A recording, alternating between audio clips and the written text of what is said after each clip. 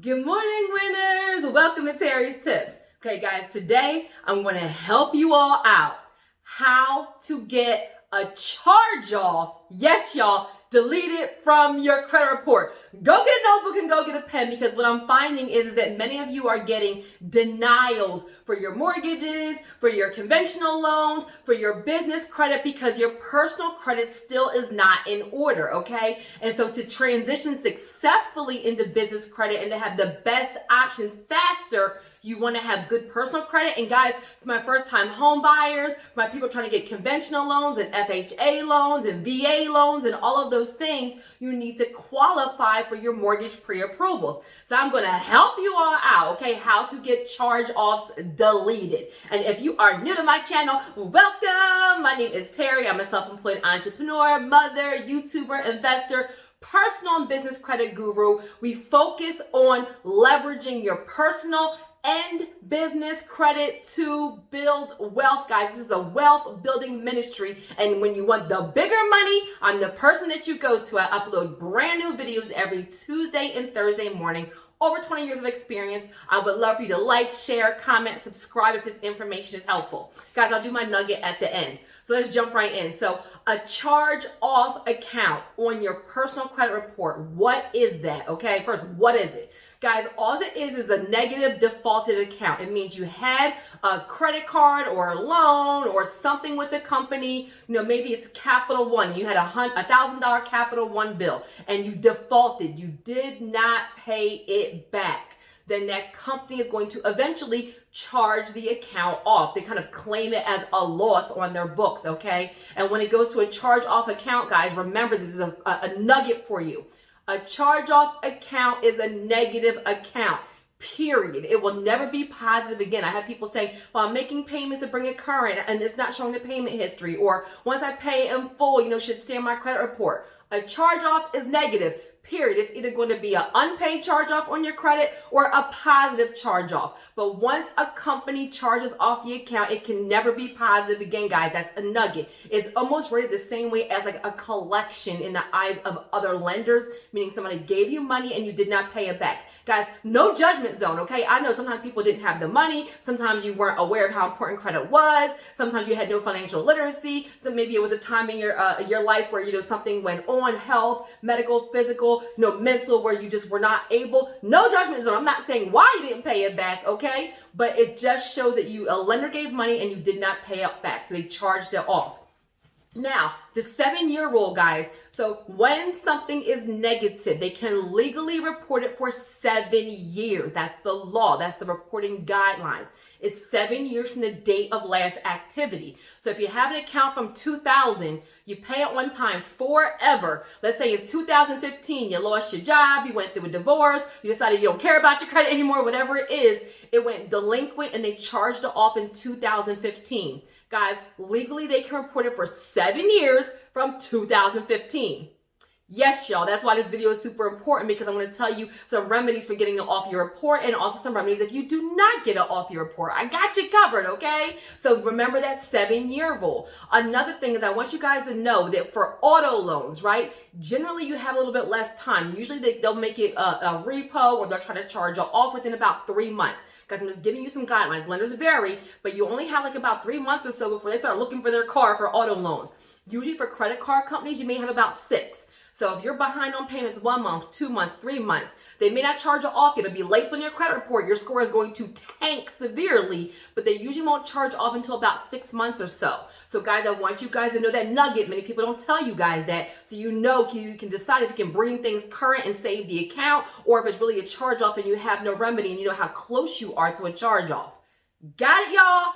Okay, and then the last thing I want to say before I jump into the actual ways is, guys, I'm super transparent with you. I don't fluff you. There is never a 100% guarantee that valid negative debts will be removed. Now, I'm going to give you tips to give you better results, because we get a ton of things removed all the time for our clients. But this is why I want you You to work on it yourself. Don't spend the money for these expensive credit repair places. Invest in either a course to learn, invest in a strategy session to learn, but do the work yourself. It's some sweat equity in it, guys. That's another nugget. It is going to take some time to dispute it, maybe a couple of rounds before you decide whether it's going to be removed or if you have to go to a plan B or plan C. Got it, y'all? But do the work to get the results. All right. So, and another real quick tip I want to throw in there is statute of limitations. Guys, the statute of limitations for collecting on a charge-off varies, and on collections varies by state. So some may be 7 years, some may be 2 years, some may be 3 years. So if you have a debt collector reaching out to you for a charge-off or for a collection, then you can also look up, just Google for your actual state, the statute of limitations. And sometimes if they are out of the statute of limitation, they're still trying to reach out to you, you can file a complaint. Sometimes you can even do legal recourse, but you can get them to leave you alone and remove the debt because they have violated your rights. Got it, y'all? All right. One more thing.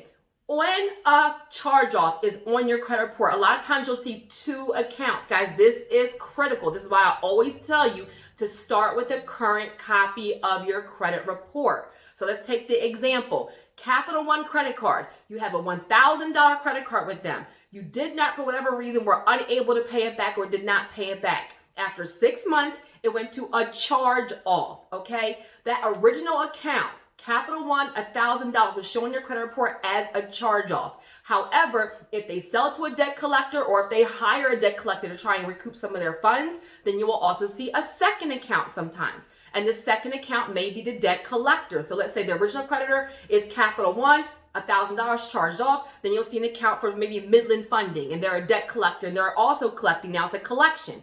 Now your credit report is being hit twice for the same debt. Guys, loophole, nugget. They're not supposed to hit you twice for the same debt. Okay, so under the Fair Credit Reporting Act, things have to be accurate. You don't owe Capital One $1,000 and Midland Funding $1,000. So one of the accounts, at the very least, guys, and you guys are missing this because so many times I do strategy sessions with you guys, and I see double balances and you're being hit twice because you're focusing on just your score and not your reports. Get your reports from all 3 credit bureaus and go through your actual accounts, because it's a statistic that like 85% of credit reports actually have a genuine error. That's why we help you get things removed that are inaccurate, unfair, outdated, cannot be verified, okay? So what happens is the original account, Capital One, is at the very least supposed to go to a 0 balance and close and a charge off, and then you'll have the Midland Funding account that may be the actual collection. Guys, you can use this process for both accounts to try to get them both either removed or updated. But at the very least, you do not want to have that debt twice on your report for that actual amount. That is an inaccuracy that you can get that item removed. Yes, y'all, okay? And so the very first thing is get your report, see how it's being reported, who's reporting it. That's the first step. Step number 2, the sweep of your personal information. Guys, the sweep of your personal information is one of the most important steps, period. Because you guys are doing disputes over the phone, disputes online, or just writing in letters, and you are lowering your likelihood of success. Guys, many times, this is another nugget, the negative accounts are tied to your previous addresses, to the personal information on your report. So take a month first if you need to. If you want to separate it, take 1 month, okay? Because it takes 30 days for a dispute through the credit bureaus. A lot of times it will happen sooner, especially for personal information. But do that first. Go through your names, your addresses, your phone numbers, your previous employment information, all of that information, and make sure only accurate information is showing. And I honestly say, have 1 name, your current name, 1 previous address, 1 maybe employer that's your current employer, maybe not even that, and that's it. Guys, a nugget. The less information on your report, the less they have to verify, okay? So make sure you're sending a letter into the credit bureaus, all 3, TransUnion, Equifax, and Experian. Show them proof of ID. Show them a current, driver's license with your name and address, or 2 utility bills with your current name and address. And just ask them, it is your right as a consumer to dispute any information on your credit report through the Fair Credit Reporting Act that you feel inaccurate, unfair, outdated, obsolete, can't be verified, can't be validated. Exercise your right and tell them, remove these previous addresses, remove these previous phone numbers, remove these previous employers, remove these AKAs. Have your credit report nice and clean. Your current name, your current address, that's it. Then you send in your dispute to the credit bureaus, TransUnion, Equifax, and Experian. The very first round, put the burden of proof on them, guys. It's a validation process. So first say, I think this is inaccurate. I need you to validate it. I don't recognize it. This information is incorrect. First, put the burden of proof on them because honestly, you have the best success round number one. That's the honest to God truth, okay? So that very first round, sweep of your personal information, just ask them to validate the debt, okay? When they respond back, if you got it deleted, good. To be honest, like a good, probably like 30 to 40% of items get removed the very first round. So go through and do all of those. Do that first round with your sweep of your personal information to get the item removed. If it comes back and it is validated, mind you, and look, no judgment zone, but maybe y'all knew it was a valid debt. I'm not telling you, listen, all I'm saying is if you feel something is inaccurate, you can exercise your rights, okay? That's it. So this is where if it comes back as valid, guys, then you can move on to factual disputing. You guys know I always tell you guys to do things the right way. We do things ethical. We do things the right way. You can exercise your rights and get results and do it the right way. So we're never claiming fraud when we're not a victim of fraud. We're never saying things are not ours when we know that they're ours. But factual disputing means that look at the date open, the date closed, the amounts, the credit limits. Look at the account information. You can even see if TransUnion is reporting it one way and Equifax is reporting it another way. If that's true, guess what? That's inaccurate information. The credit bureaus by law must report accurate information. So once they validated it was yours, now they have a responsibility to report valid information. If you find any inaccuracies, dispute it again, but dispute the account information specifically. If they're saying you owe 1,000, but you have a letter from them showing you owe 700, that's inaccurate. If they're saying the last payment was May 2016, but you have proof or you know you sent in a payment, June 2016, that's inaccurate. So move to factual disputing and redispute the item with them. Put the burden of proof on them. If you have any proof, send that in.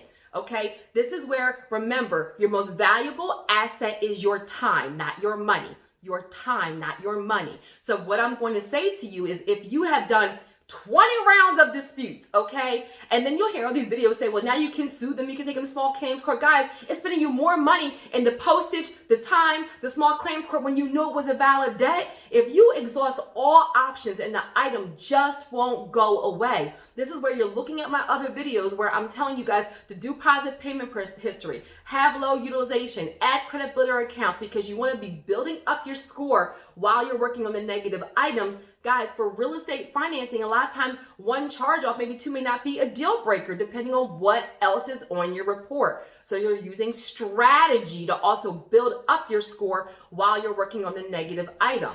Now, if it's $1,000 and it's just not going away, do not let $1,000 charge off step in the way of your destiny, of your mortgage pre-approval, of your goal. For business credit, I'm going to tell y'all right now, they do not want to see any unpaid charge-offs, unpaid collections, period. So if it's valid and you've done disputes, and let's say you had 10 items and 5 get removed and you're left with 5, then you have to do settlements or do paper deletes. Guys, do it. Don't let $500 step away from your $50,000 line of credit, your $20,000 credit card, your $200,000 mortgage pre-approvals. This is where you do as much as you can do. And then when you find out that you have valid debts that cannot be removed, then you're making settlements or you're negotiating pay for deletes. Okay, guys? And I want you to think about it. Especially for my real estate investors, my entrepreneurs, my small business owners, my people looking for first-time home buyer mortgages, and my real estate investors. Does a bank want to give you a $50,000 line of credit if they see you didn't pay Capital One $1,000? Do they want to give you a $20,000 credit card if they see you didn't pay Capital One $1,000? Do they want to give you a mortgage pre-approval for $300,000 if they see you didn't pay Capital One $1,000? Right? I'm just using Capital One $1,000 just to give you, I want you guys to be able to visualize this. So it's your financial integrity. And I get it. If you have to negotiate a settlement, guys, use this time frame to work in your favor. What are we in the middle of? COVID-19. People genuinely had financial hardships. People lost their jobs. People had health issues. People had layoffs. People had decreased hours. So if you have to negotiate a settlement, say, hey, I owe you $1,000. This item, I disagree with it. However, I went through a financial hardship. I was unemployed. I do not have $1,000. Will you accept $200 today to zero it out and delete it? Many times, guys, they've had $0.00 from you. They've already charged it off. More often than not, when you negotiate that way, and you also mention what actually happened, what was the financial hardship, reading between the lines, guys, that occurred that made it go delinquent, you will get them to work with you. And now you got to go to a zero balance, sometimes even deletion, and you only paid $200. You can move on to your destiny, move on to the bigger money, guys, okay? Got it good. And then the last thing is always making sure everything is updated on your report before you apply for your financing. So if something is supposed to be removed, make sure it's actually deleted. If it's supposed to be a zero balance, make sure it's a zero balance so your scores can recalculate. And then you go apply for your mortgage, apply for your conventional loan, apply for your 203K construction loan, get your business credit cards, get your business line of credit, get your SBA funding. Some of you guys are even denied PPP loans and economic disaster relief loans because of your credit. Got it, y'all? So get your credit reports, sweep of personal information. First, ask them to verify and validate the account. Then do factual disputing. And at all costs, if nothing else works and you've disputed this 10 million times, then you may have to negotiate a pay for delete. Wait for it to update, get your financing. Got it good, guys. All right, and for my nugget, I want you all to hear me, okay? And it's not cliche. Prayer changes things.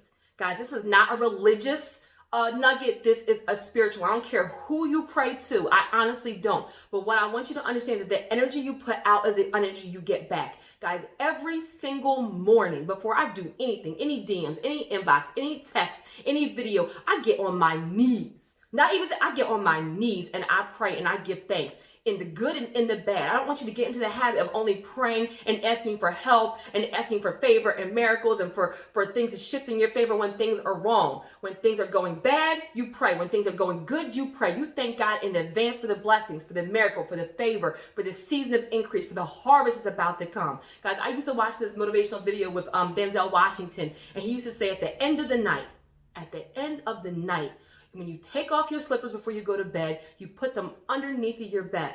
So when you wake up in the morning, you have to get on your knees. Get on your knees to go get them.